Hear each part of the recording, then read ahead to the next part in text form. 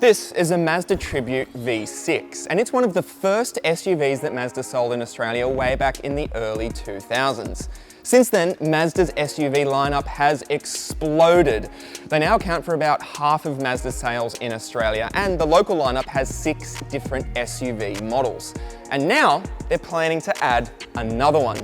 This is the Mazda CX-60, and you know it's a pretty big deal when even the brand itself says it's the most important new model it's launched in a decade. So, what makes it so special? That's what I want to find out in this video, and I'm also going to share some juicy details about local pricing and also when this SUV is going to arrive in Australia. If there's a detail that I missed that you want to know about, ask away in the comments. And I also want to know your thoughts on how the CX-60 looks and also your opinion about its pricing. Right, let's get into it. Okay, let's kick off with the thing that you probably want to know the most, and that is how much does the CX-60 cost in Australia?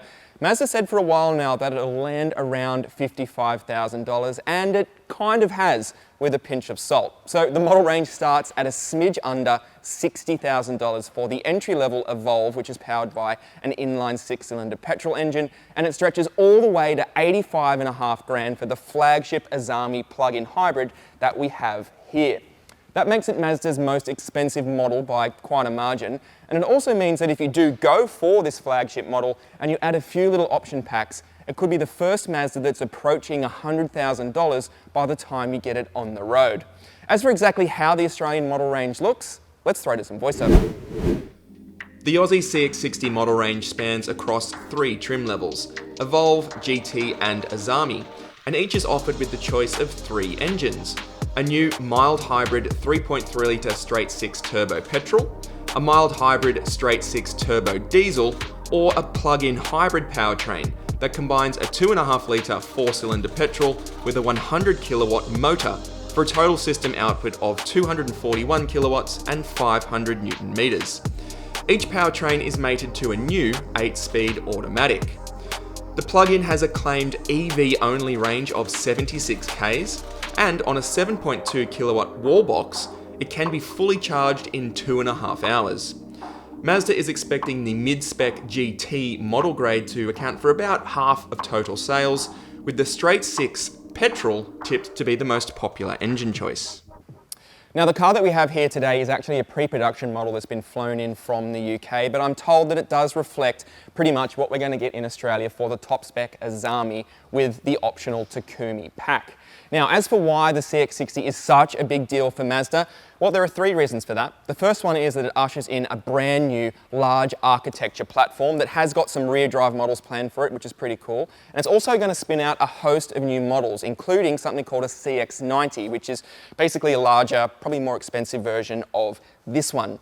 Now, the second reason is that it brings in some new hotly anticipated inline 6-cylinder engines. There's a petrol and a diesel, 3.3 litres in capacity, and it also brings in Mazda's first ever plug-in hybrid. As for the third reason as to why it's so important, well, it does put Mazda in new territory when it comes to positioning and pricing. Mazda Australia's strategy for a long time has been to go into the premium end of the mainstream market, and this really does push it further into that territory. So jump into the comments below and let me know if you think they've got the pricing right or if it's a bit of a stretch. Size-wise, the CX-60 fills a gap between the CX-5 mid-size SUV and the larger 7-seat CX-8. The CX-60 is a 5-seater only, but it does offer a roomy cabin and a decent 477-litre boot. Up front, the design is pretty much an evolution of what we have seen from Mazda before, so it's not really breaking any new ground, but there are some things to point out. So GT models and above get a black honeycomb treatment for the rather large front grille here. LED lights are standard for all 3 models across the range. They do differ slightly. This has got a bright treatment to it for the top spec Azami. Wheel sizes. So the entry-level car gets 18-inch alloys, but mid-grade and above get 20-inch wheels. Mazda says they're a black alloy design, and the Azami model does get its own alloy design here with a machined finish to the front of the spokes. I think it looks quite nice, actually. Also standard on, I think, GT and above is a panoramic sunroof, which is nice. That's lots of light into the cabin, makes it feel bigger and airier. And if you want to know if the CX-60 that you are driving or looking at is a plug-in hybrid or powered by a straight 6 engine, well, you just got to look here on the front quarter panel where it says rather simply PHEV for the plug-in, or it's going to say L6 3.3 for the two 6-cylinder models. Around the back, we score LED tail lamps, and all three model grades do get an electric tailgate. And if you open the boot, you will discover a pretty generous area to put your things, prams, bags, all sorts of things. Officially, Mazda says it's 477 litres of boot capacity, but some models, they have an extra sort of parcel shelf under here that even boosts that even further. In terms of spare tyres, this particular car unfortunately doesn't have one. The PHEV, it has a compressor and a can of goo tyre repair kit, so that always sucks a little bit, especially if you're on the side of the road when it's raining, which I have been a few times. Decent sized boot. Let's jump inside, check out the cabin.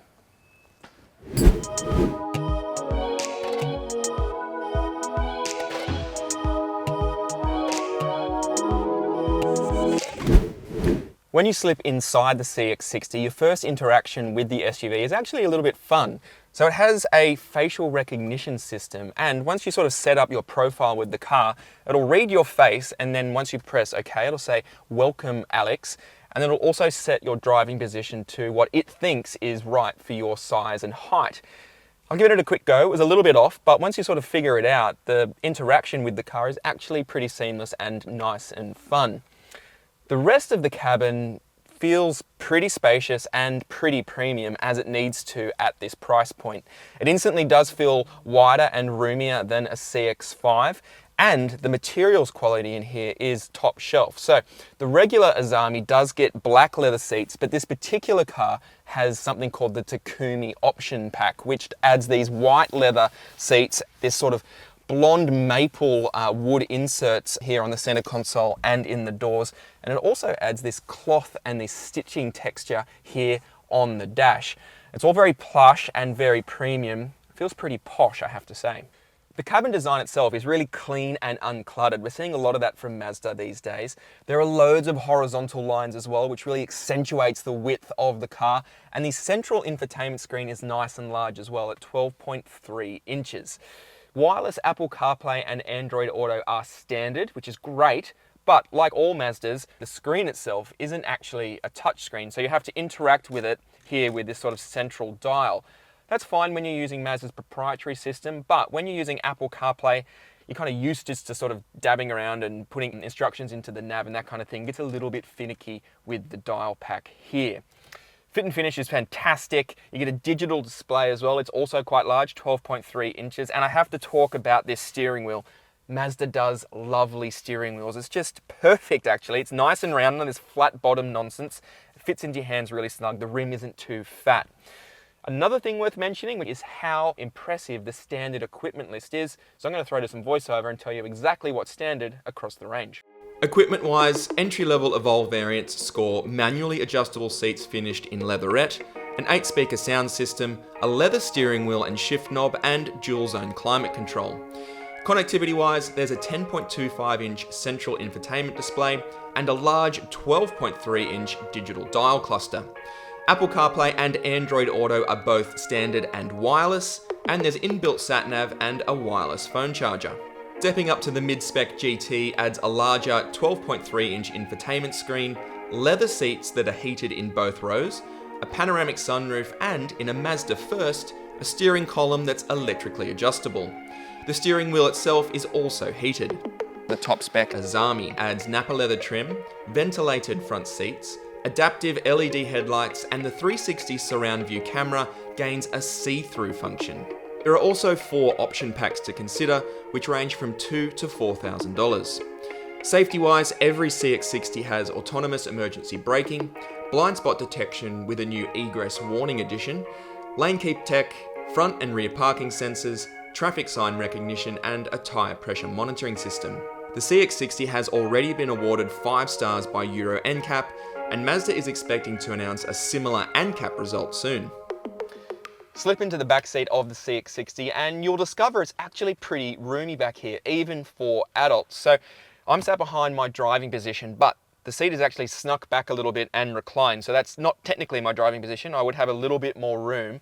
I'm 186, 187 centimeters tall, so it's easy to fit 6-foot adults behind one another in the CX-60, which is reassuring if you're going to be putting adults back here. Other thing to notice is there is loads of tow room, which is fantastic, and also headroom is very, very generous. That's not always the case in SUVs that have a panoramic sunroof fitted, because sometimes that can eat into room, but no issues in the CX-60. The other thing I want to point out is nice low window sills here. That's important if you have kids, as are dedicated rear air vents. And the amenity, the level of equipment back here is also pretty impressive. So heated second row, which is going to be useful on those bitterly cold Melbourne winter mornings. And you do get a pair of USB-C chargers back here, crucial to charge the kids' iPads on long journeys. This particular car also has another outlet down here for a 3-prong socket. So if you're cruising along in the back seat here and you've got your laptop to charge or something like that because you want to do some work, plug it into that 3-prong socket down there. In terms of central transmission tunnel, there is one. It's not too intrusive, which is great. And the seat itself in the middle, a little bit higher, so you do eat into headroom a touch. But all in all, this is a pretty impressive rear seat. So there you go. The CX-60 certainly is a pretty big swing from Mazda. It ushers in a new platform, fresh engines, and it also takes the brand to a new price point. Now we're going to have to wait until June next year before we get to drive it on Australian soil, but the good news on that front is that Mazda is currently conducting some local testing and R&D, so hopefully that results in a family SUV that's also fun to drive. Now that we know local details and pricing though, I want to know what you guys think about the CX-60. Do you like it, and would you consider ordering one?